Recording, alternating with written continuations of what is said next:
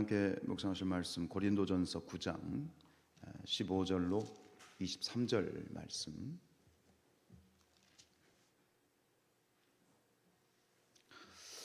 (15절) 23절 말씀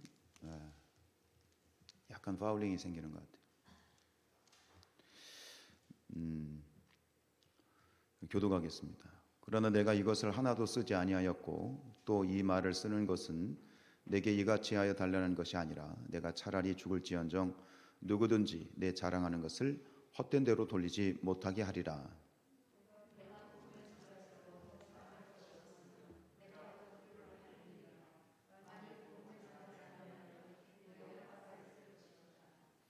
내가 내 자의로 이것을 행하면 상을 얻으려니와 내가 자의로 아니한다 할지라도 나는 사명을 받았노라.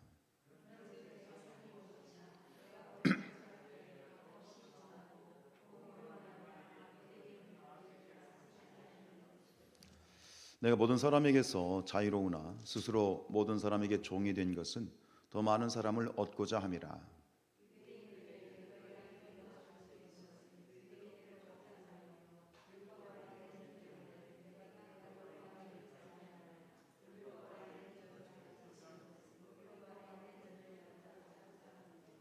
율법 없는 자에게는 내가 하나님께는 율법 없는 자가 아니요 도리어 그리스도의 율법 아래에 있는 자이나 율법 없는 자와 같이 된 것은 율법 없는 자들을 얻고자 함이라.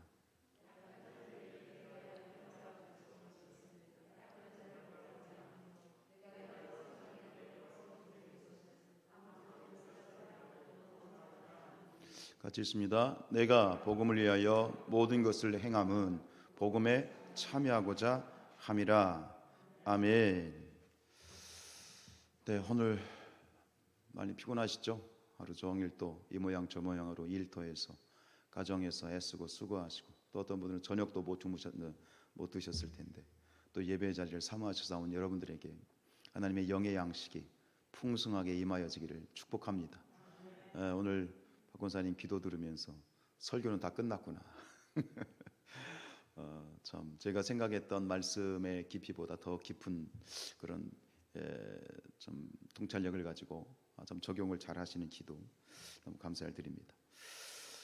이제 오늘 화수 어제부터 해서 이제 우리가 소원의 항구를 향하여 기도의 닻을 올렸습니다. 이 항해가 더욱더 풍성한 항해가 될 수 있도록 그 속도가 늦추어지지 않고 더욱더 속도를 낼 수 있는 그러한 이 항해가 될 수 있도록 우리가 더욱더 기도에 전념했으면 좋겠습니다. 이 본문은 이제 계속해서 8장, 9장, 10장 이 세 개의 장에서 이야기하고 있는 것은 하나의 주제입니다. 우상제물 취식의 문제입니다.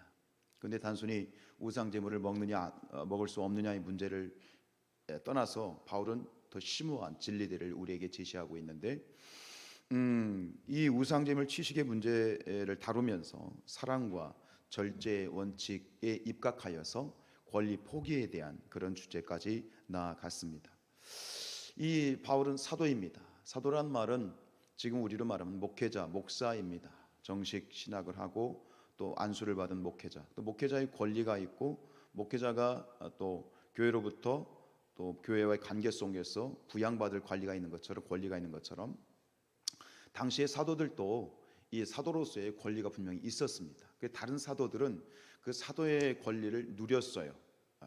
부양을 받았단 말이에요. 근데 사도 바울은 그 모든 자신의 권리를 포기합니다. 이처럼 이 사도 바울이 자신의 권리를 포기하고 또 자신이 할 수 있는 자유를 절제하고자 했던 이유가 무엇입니까? 오늘 말씀 속에서 계속 반복되어지는데 우리 19절 말씀 한번 보죠. 시작. 내가 모든 사람에게 자유로우나 스스로 모든 사람의 종이 된 것은 더 많은 사람을 어떻게 얻고자 함이라. 그래서 이 19절부터 쭉 19, 20, 21, 22 이 네 구절 마지막 23절까지 봤습니다만 이 구절 속에 얻고자라는 단어가 계속 반복이 돼요. 이게 5번이나 나와요. 얻는다. 이 얻는다라는 표현이 뭡니까? 더 많은 사람을 얻는다라고 하는 것은 그들을 구원하고자 합니다. 그들이 복음에 참여한 자가 되고 그들의 이름이 저 하늘나라 어린 양의 생명책에 기록되어지는 구원, 그들에 대한 구원, 그들이 구원받는 자가 되기 위해서 자신이 가지고 있었던 누려야 될 권리까지도 기꺼이 포기하였다라고 그렇게 이야기를 하고 있는 거죠. 한마디로 바울은 복음의 사람입니다. 이걸 조금 더 좀 세게 표현하면 바울은 복음에 미친 사람입니다. 우리가 제대로 믿으면 성공합니다. 근데 바울은요, 복음에 미친 사람입니다. 바울은 앉으나 서나 그저 당신 생각하듯이 그냥 앉으나 서나 영혼 구원 생각뿐이었어요. 근데 여러분, 이것이 바울의 이야기가 아니잖아요. 바울 이전에 이와 같은 분이 또 한 분 계셨어요. 누구였어요? 예수님이요. 바울이 그 이 시작의 이 복음의 사람의 시작이 아니라 복음에 미친 원조는 누구냐? 우리 주 예수 그리스도이시다. 그렇죠? 바울이 그 예수님을 본받았죠. 그리고 오늘 우리를 주님께서는 제자 삼으셨고 우리에게도 동일한 이 사명을 주셨습니다. 제자들을 부르실 때 그들을 너희는 이제 고기를 낚는 어부가 아니라 무엇을 낚는 어부가 되리라? 사람을 낚는 어부가 되리라. 마태복음 4장 19절 말씀 시작. 말씀하시되 나를 따라오라 내가 너희를 사람을 낚는 어부가 되게 하리라 말씀하셨습니다. 여기서 제자는 이 너희라고 하는 것은 1차적으로는 12제자이겠지만 이 모든 이후에 오고 오는 모든 세대 가운데 주님을 믿고 주님을 따르는 제자로 부름받은 우리 모두에게 주시는 그런 하나님의 사명의 말씀입니다.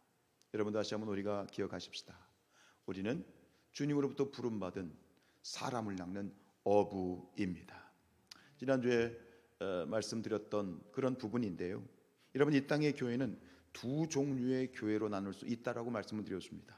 어떤 교회죠? 큰 교회, 작은 교회? 아니죠. 살아있는 교회와 죽어있는 교회다.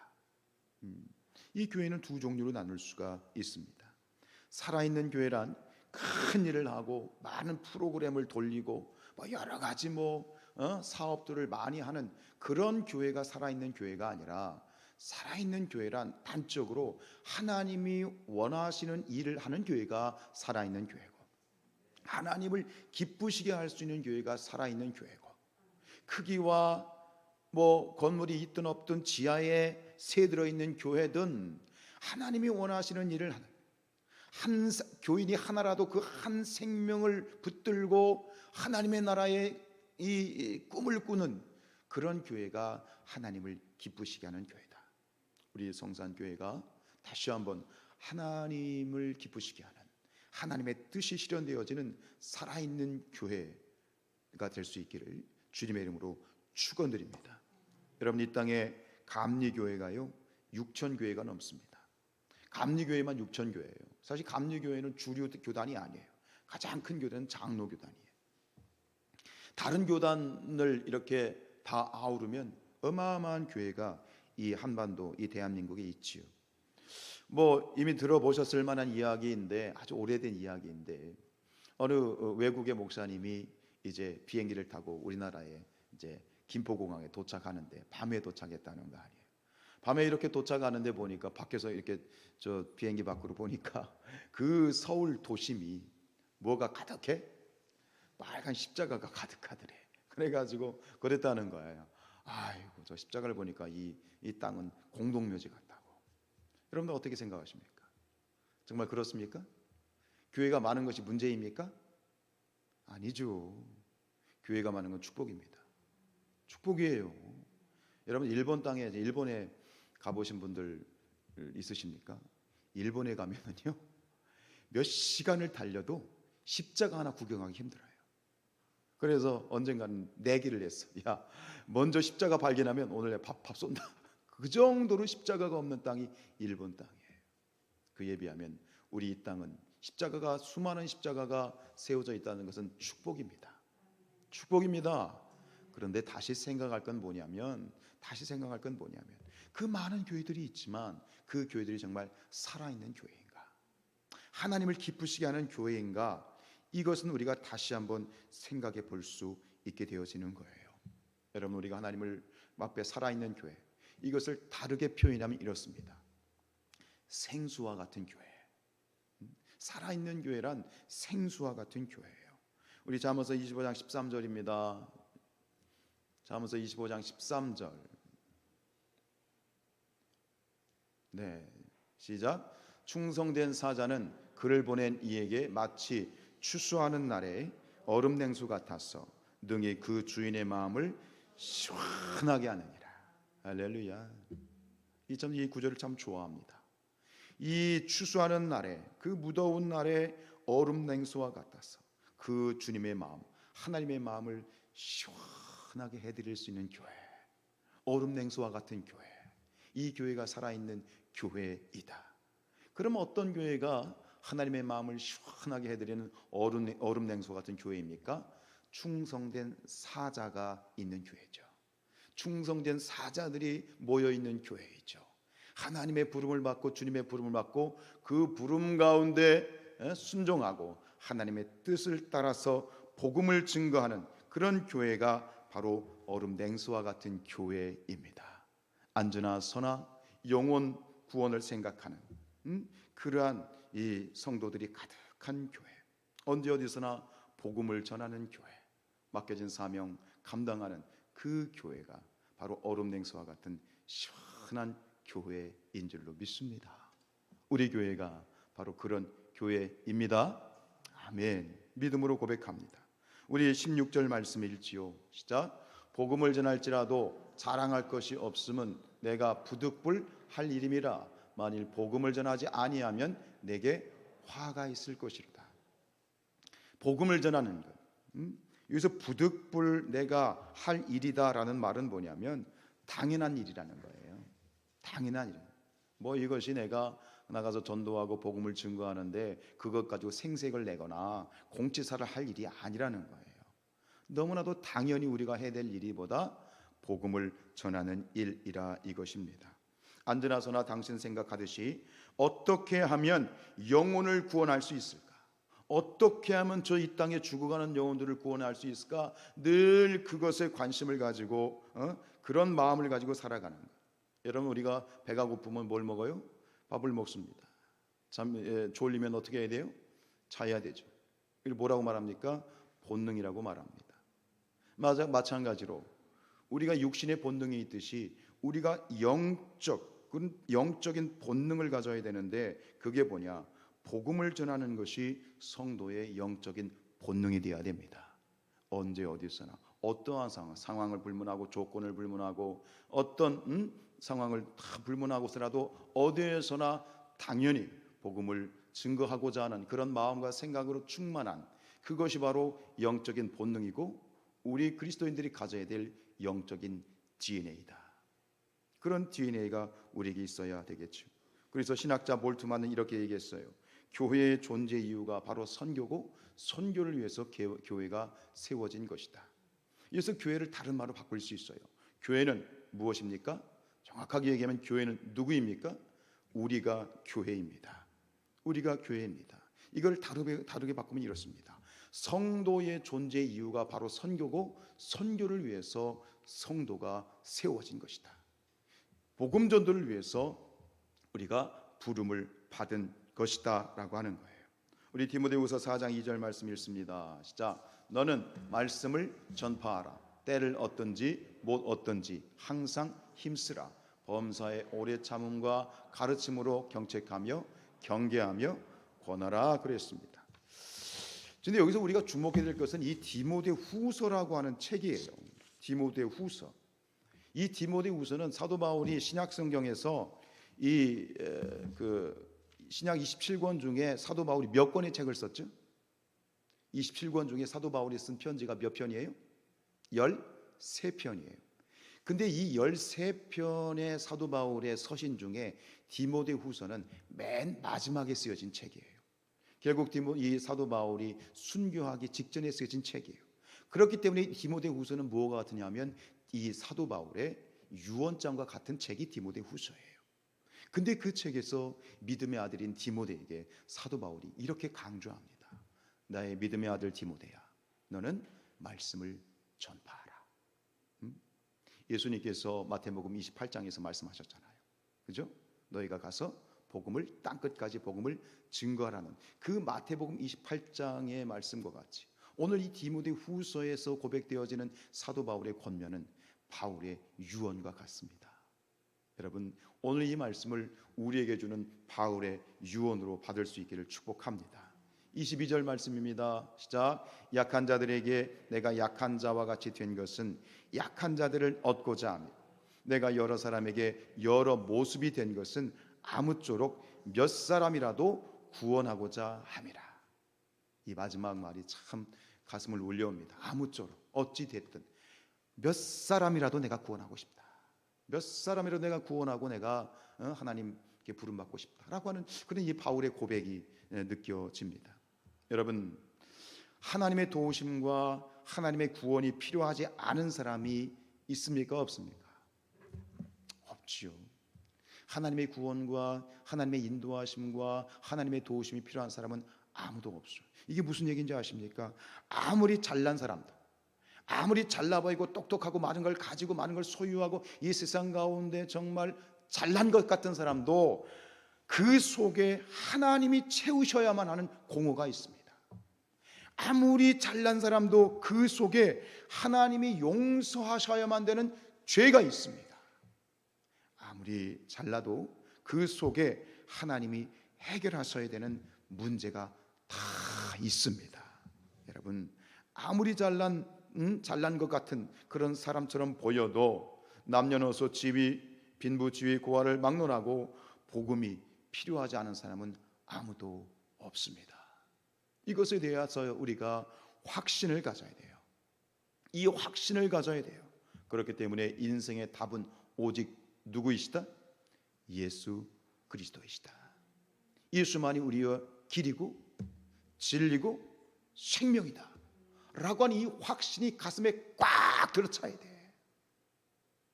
이게 없는 거예요. 그러다 보니까 어떤 일이 벌어집니까? 복음을 부끄러워하는 일이 생깁니다. 내 안에 확신이 없으니까.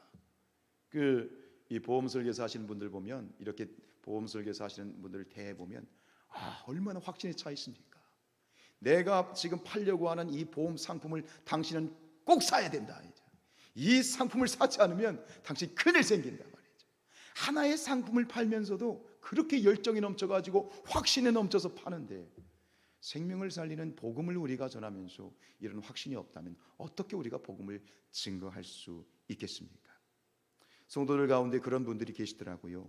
복음을 전하는데 마치 복음 전도를 회원 확보하는, 교회의 회원 확보나 혹은 교인 수 늘리는 정도로 생각하는 분들이 있더라고요.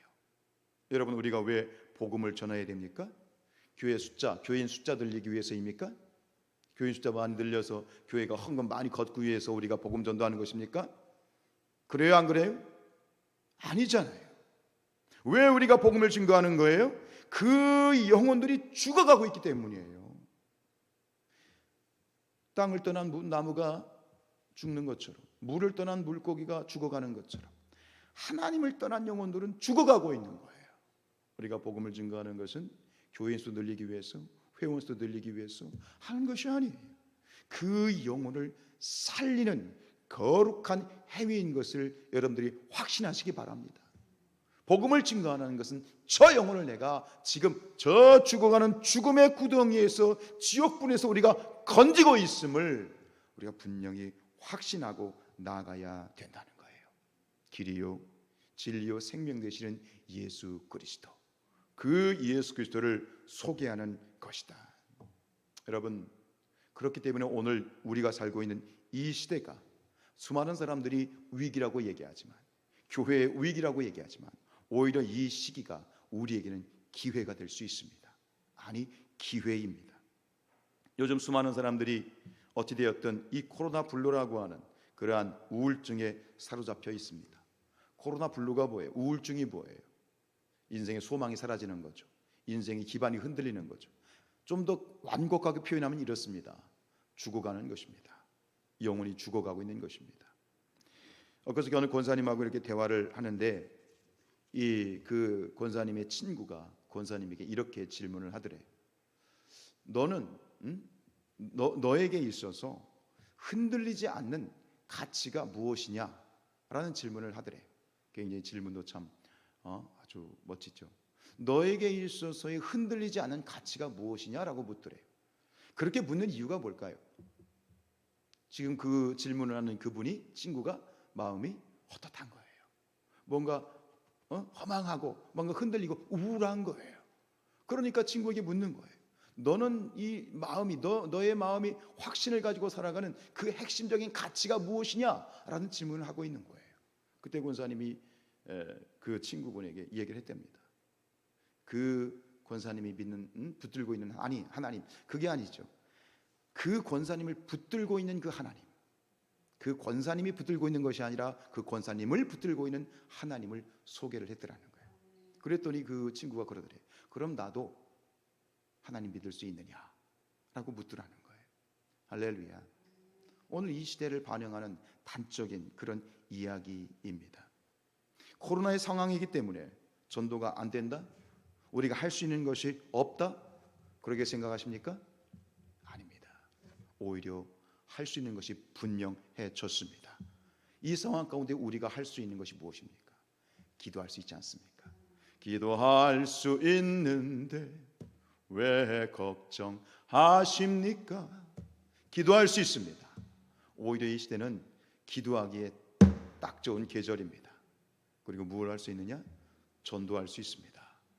오히려 우리가 나가서 옛날에 쓰던 나가서 노방 전도를 한다거나 집단적인 보여지는 전도, 그런 전도는 우리가 지향하게 되더라도 오히려 우울한 이 시대, 그 영혼들이 죽어가는 이 시대 가운데 복음을 가진 내가, 복음의 확신을 가진 내가, 영생을 가지고 있는 내가 그에게 다가가서 예수 그리스도를 소개하고 1대1로 깊은 대화와 그 위로를 줄 수 있는 절호의 기회가 된 거예요. 전도할 수 있습니다. 전도할 수 있습니다. 아직도 여러분들이 확신을 가지지 못하는 게 문제인 거야. 확신을 가지시기를 축복합니다, 여러분. 그래서 이 코로나 시대에 가장 잘 어울리는 구호가 있어요. 엎드려 기도하고 일어나가 복음을 전하시길 바랍니다. 여러분, 이 복음 전도라는 것 수없이 들어왔고 또 우리가 잘 알고 있는 것이지만 이 복음 전도는 영적 전쟁입니다. 영적 전쟁이라는 것은 무슨 말입니까? 이 영적이라는 전쟁 앞에 영적이란 말은, 이 영적이란 말은 영적인 전쟁에서 승리할 수 있는 그 무기는, 도구는 바로 무엇밖에 없다? 기도밖에 없다는 얘기입니다. 영적이란, 영이란 단어가 들어가면 필시 그곳에서 등장하는 것은 기도의 능력인 거예요. 기도가 답입니다. 이 영적 전쟁에서 승리할 수 있는 것은 바로 기도밖에 없습니다. 사라는 이 영적 전쟁에서 어쨌든 간 이 전쟁이기 때문에 자기가 승리해야 돼. 온갖 수단과 방법을 동원해서 이 우리의 복음 전도를 막고, 그리고 영혼 구원을 막고 있는 거예요. 근데 이 공격이 말이죠, 이 복음 전도를 가로막는 이 공격이 외부에서만 오는 게 아니에요. 사실은 이 영적인 공격이 외부의 공격보다 더 심각한 것은 내부에 있어요. 내부적인 공격이 오히려 더 어떤 영향력이 큽니다. 그 대표적인 게 뭐냐면 영적인 편견들이에요. 이 우리 안에 성도들 가운데 이 복음 전도에 대한 영적인 편견들이 우리 성도들을 미혹하는 거예요. 예를 들어서 이런 겁니다. 전도는 어려운 것이다. 어떻게 생각하십니까? 전도가 어려운 것입니까? 다 그렇게 생각하고 계시군요. 아닙니다. 전도는 쉬운 것입니다. 왜일까요? 내가 하니까 어려운 거야. 성령이 하시면 쉽습니다. 이를 모르는 거지. 또 어떤 일이 있습니까? 전도는 은사를 받은 자들만 하는 것이다. 그렇습니까? 아닙니다. 확실히 은사 받은 분들이 있습니다. 제가 서울에 있을 때 은평교회에 어느 권사님이 계셨는데, 그 권사님이 1년에 몇 명을 전도하냐면 800명을 전도했어요. 놀라지도 않죠, 그죠? 800명을 전도했어요. 그런 분들이 있어요. 은사 받은 분들이 있어요. 그러나 전도는 은사 받은 분들이 하는 게 아니에요. 우리 모든 그리스도인들의 사명입니다. 또 어떤 말을 하냐면, 이 시대는 행실로 전도하는 시대다. 누가 나가가지고 복음 전도지 돌리고 누가 나가서 사람한테 예수 믿으라고 하는 그런 시대가 아니다. 행실로 보여줘야지. 그런 말을 하는 분에게 한번 말씀해 보세요. 가서 전도지 한 장 주고 그 길거리에 가서 이 전도지 주라고 그러면 그런 분들은 그 한 장 전도지 못 돌립니다. 핑계인 거지요. 핑계인 거예요. 이 우리 안에 있는 어떤 이 복음 전도에 대한 스스로의 어떤 이런 편견이나 그러한 핑계거리들을 없애야 되는 거예요. 서울에서 전도했을 때 지금도 잊지 않는 제 아내와 같이 이야기하면 추억이 담긴 그런 이야기인데, 저희 교회 이제 서울의 교회 앞에서 이제 전도를 하고 있었어. 일주일에 한 2번씩 교회 앞에 뭐 이게 골목에 있었던 교회니까 바로 나가면 이제 사람들이 오가니까 전도를 하는데 마침 어떤 젊은 엄마가 이렇게 와가지고 이제 제 아내가 이제 예수님 믿으세요, 뭐 어느 교회 다니세요? 전도를 했는데 이 젊은 엄마가 아주 그냥 인상을 팍 쓰면서 쌩하고 막 전도지 받지도 않고 팍 이러고 막 가는 거야. 요새 젊은 사람들이 그래요. 근데 그분은 몰랐던 것 같아. 그게 누구냐면 같은 지방에 있었던 어느 큰 교회의 부목사 사모였어. 집사람은 그걸 알고 있었어. 알고 있었는데 그러고 가는 거야. 목사 사모가. 야, 둘이 그 얘기를 하면서 참 이렇다. 어떻게 보면 이게 오늘 우리의 모습의 한 그런 면이 아닐까 싶어요. 익산에서 있었던 일이에요. 익산에서 이제 한참 가가지고 2000년대 초반에 복음을 이제 증거하는데, 그때 주로 했던, 그때가 이제 막 아파트가 세워질 그런 신축하고 입주하는 때였어요. 그래서 제가 모셨던 그 담임 목사님이 그 아파트 전도에 또 굉장히 전문가셔서 모든 몇 달 전부터 준비를 하고 기도를 하고 이제 아파트 전도를 입주가 시작되면서 입주가 끝날 때까지 텐트를 쳐놓고 전도하는 거예요. 그때만 해도 그런 것들이 그래도 좀 쉬웠어요. 그래가지고 이제 입주하기 전에 뭐를 하냐면 현수막을 붙여놨잖아요. 뭐 입주를 환영합니다, 영생감리교회 뭐 이렇게 붙여놨어요. 여러 개의 현수막을 붙여놨는데 어느 날인가 갔더니 현수막이 다 떨어져 있는 거야. 시청에서 와서 이렇게 다 뗐다는 거야. 근데 여러분, 일부러 와서 떼진 않죠? 어떻게 해서 떨어진 걸까요? 누가 시청에 민원을 넣은 거예요. 민원을 넣어가지고 신고를 한 거예요. 근데 나중에 알게 되었어요. 그 시청에 민원을 넣어서 저희 교회가 붙여놨던 현수막을 떼도록 한 민원을 넣은 그 장본이 누굴까요? 네, 옆에 교회 목사님이셨어요. 어떤 면에서 보면 그런 이해도 돼요. 아니, 너희 교회는 큰 교회인데 우리 교회는 뭐 이렇게 있는데 큰 교회에서 그럼 우리는 어떡하냐, 뭐 이런 어떤 부분도 있을 수 있겠습니다만 그건 옳지 않지요. 이게 뭐냐면 복음을 증거하는 데 있어서의 적은 외부에 있는 게 아니에요. 보면 많은 부분에 있어서 내부에 있더라고 하는 것이에요. 여러분, 우리 안에 혹시 여러분 안에 복음 전도에 대한 편견이나 핑계거리가 있다면 또 모두 주님의 십자가 앞에 내어 던지시길 축복합니다. 네. 이것이 영적 전쟁입니다. 내부의 전쟁들이죠. 그러나 우리가 인정하고 넘어갈 건 뭐냐면 오늘 이 시대는 복음을 증거하는 데 있어서 분명히 예전과 같지는 않습니다. 나가서 길거리에서 우리가 전도지도 돌리고 뭐 하는 거 좋습니다만 이제는 조금 더 우리가 하나님의 지혜가 필요합니다. 그래서 많이 고민해야 됩니다. 생각해야 되고 고민해야 되고 또 하나님이 주시는 그러한 지혜와 아이디어가 필요한 것이지요. 근데 이러한 것들을 정말 발빠르게 고민하고 그리고 그 방향성들을 모색하는 것은 이렇게 보면 기성교회가 그렇게 하지 않아. 기성교회보다는 누가 이런 것들을 더 열심히 잘해? 이단들이 더 잘해요. 그래서 뭐 대학생들을 향해서나 뭐 이 대전 지역도 마찬가지겠지만 발빠르게 카페를 만들어 놓고 발빠르게 문화센터를 말아 놓고 발빠르게 어떤 어떤 모임의 장소를 만들어 놓고 초청해 가지고 흡입하는 것이 바로 이단들이. 참 가슴이 아파요. 어떻게 우리 교회들은 이렇게 뒤늦게 한 발 늦게 도전할 때 저들은 이단과 사이비들은 어떻게 그렇게 한 발 더 빠르게 이렇게 전진해 나가는지, 왜 우리는 그렇게 못하고 있는지 사실 굉장히 마음이 아픕니다. 여러분, 복음 전도는 영적 전쟁입니다. 우리는 이 전쟁을 치루어야 됩니다. 우리가 이것을 이 전쟁에서 내가 선택의 문제가 아니라 이 전쟁은 반드시 치루어야 될 필수적인 전쟁입니다. 그렇다면 전쟁을 하러 나가는 병사가 그냥 무턱대고 나가진 않지요. 전쟁을 하기 위해서는 반드시 무엇이 필요합니까?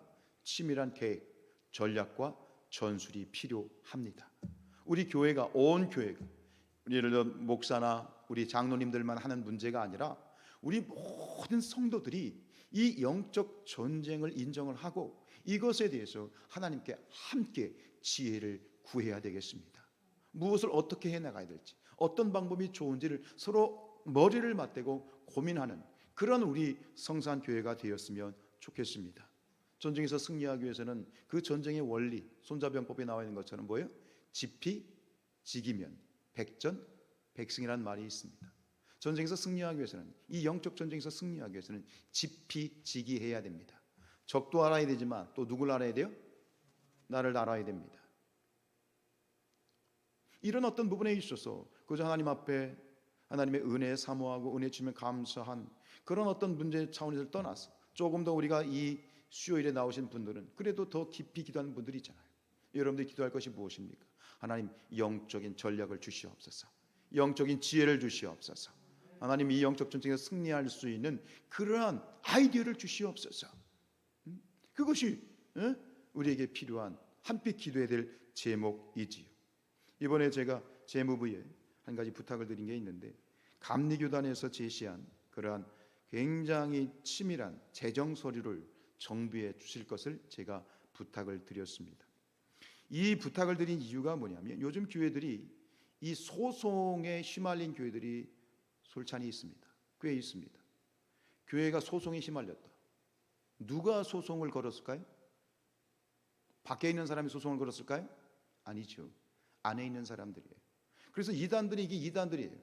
뭐 다 그런 건 아니지만 교회에 침투를 해서 그 세상 법정으로 교회를 끌고 나가는 거예요. 그래서 그 소송을 제기하고 교회를 완전히 전복시키는 일들이 지금 심심치 않게 벌어지고 있습니다. 우리 교회가 가지고 있는 약점 중에 하나가 뭐냐면, 역사와 자료를 잘 정리하지 않는다는 거예요. 못한다는 거예요. 이게 무슨 얘기냐면, 한마디로 말하면 교회가 행정에 약합니다. 행정에 약합니다. 이전까지는 모든 것이 우리 교회에서 많이 쓰는 말 그대로 은혜로, 지금까지는 우리가 은혜로 다 됐어요. 근데 이제부터는 이 시대는 은혜로 되는 시대가 아니에요. 은혜로 하던 교회 일이 이제는 뭐가 됐냐면 바로 행정이 되어버렸어요. 그래서 교회의 예산이나 교회의 재무나 교회가 하고 있는 모든 일들이 세상 국가 행정의 관리를 받게 되어 있습니다. 그런데 문제는 뭐냐면, 지금 교회에서 이루어지고 있는 이 교회 행정이나 모든 것들은 세상의 법정으로 끌고 나가면 다 합법이다, 불법이다? 대부분의 경우가 뭐다? 불법입니다. 불법을 하려고 해서 불법이 아니라 그들의 세상의 법정에 맞는 그 기준에 미달된다는 거예요. 그래서 불법이 되는 거예요. 이것을 누가 아느냐? 이단들이 기가 막히게 그걸 꼬투리를 잡는 거예요. 그걸 가지고 세상 법정에 나가면 백전 뭐 하는 거예요? 백퇴하는 거예요. 그래서 교단적으로 이것에 대한 각성을 가지고 이번에 종교인 과세나 이런 부분들과 함께 배칭이 되면서 그런 것들을 정비할 것을 끊임없이 지금 요청을 하고 있는 거예요. 전에 이 옆에 산성교회 지성원 목사님이 하셨던 그 말씀이 늘 제게 참 도전이 되는 건 뭐냐면, 이 행정이라고 하는 것이 교회의 본질은 아니다. 그런데 교회에 문제가 생기면 뭐가 관건이다? 행정이 관건이다 라는 그런 말씀을 하셨대요. 정말 정확한 말씀이에요. 여러분, 이것이 바로 이 시대를 대변하는 교회가 직면해야 되는 현실이고, 우리가 더욱더 지혜로워져야 되고 우리가 철저해져야 되는 그런 단면을 보여드린 예입니다. 하물며 영혼을 구원하는 일에 있어서 우리가 더욱더 치밀한 전략과 전술을 가져야 될 줄로 믿습니다. 지혜가 필요한 것이죠. 여러분, 이것은 단순히 어떤 전도 프로그램이나 조직 관리를 드리는 그러한 조직 관리에 대한 말씀이 아닙니다. 전도 프로그램, 사실 과거에 사역을 하면서 웬만한 전도 프로그램은 거의 다 실천을 해봤고 경험하지 않은 것이 몇 없습니다. 그런데 중요한 것은 뭡니까? 하나님의 지혜입니다. 하나님의 인도하심입니다. 그래서 우리가 하나님께 지혜를 구해야 되겠습니다. 성령의 지혜를 구해야 되겠습니다. 그래서 이것을 설교 시간에 굳이 이 말씀을 드리는 이유가 뭐예요? 다시 한번 말씀드리는 건 뭐냐면, 이것이 목회자나 우리 장로님들이나 일부 기획인들의 일이 아니라 우리 모두가 깨어 있어야 된다는 거예요. 깨어서 함께 기도하고 하나님의 지혜를 구하고, 교회를 사랑하는 만큼 하나님이 이 교회가 복음 전도와 이 영혼 구원을 위해서 어떻게 무엇을 하기를 원하십니까? 모든 성도들이 한 마음과 한 뜻으로 주님 앞에 지혜를 구하는 그런 교회가 되길 축복합니다. 우리가 모이면 앞으로 이제 코로나가 위드 코로나 시대로 이제 전환이 되고, 분명히 이 코로나가 정복이 될 줄로 믿습니다. 그 시대를 우리가 준비하며 나가게 될 때 안전하서나 우리가 모이면 무엇을 얘기할까요? 함께 어떻게 하면 저 영혼들을 구원할 수 있을까? 어떻게 하면 복음을 증거할 수 있을까? 그저 모이면 그 얘기하고, 모이면 기도하고, 그것을 위해서 함께 모여 기도하고 함께 고민하고 머리를 맞대고 아이디어를 만들어 나가는 그런 거룩한 복음 전도에 미친 그건 우리 성산 교회가 되었으면 좋겠습니다. 목사가 복음 전도에 미치고, 우리 장로님들이 복음 전도에 미치고, 우리 모든 권사님들 성도님들이 함께 거룩한 일에 미치십시다. 제대로 미치면 축복받습니다.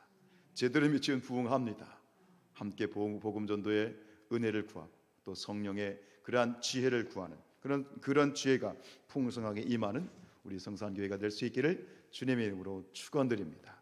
우리 함께 찬송하십시다. 기도할